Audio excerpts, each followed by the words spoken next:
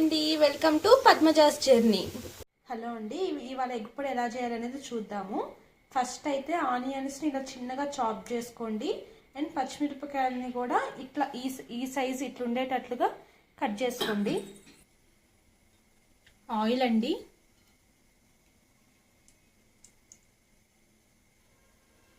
నూనె వేడైన తర్వాత ఎండుమిర్చి వేసుకుందాం.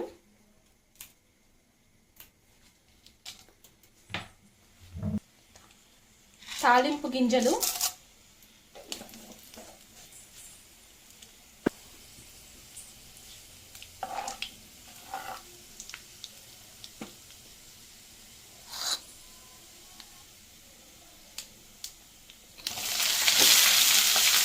ఉల్లిగడ్డలు, పచ్చిమిరపకాయలు.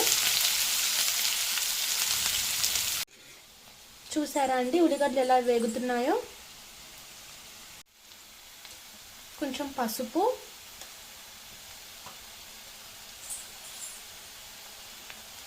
సాల్ట్.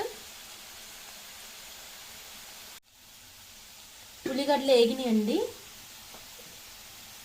కారం వేసుకోవడమే.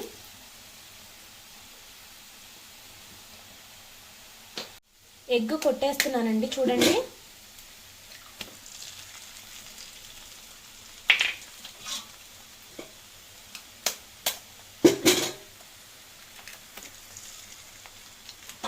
మొత్తం మేమైతే 3 eggs తీసుకున్నాం.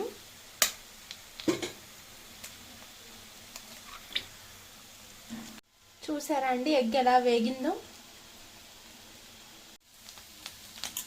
ఎగ్ కర్రీలోకి కొత్తిమీర వేసుకుంటే చాలా బాగుంటుందండి టేస్ట్.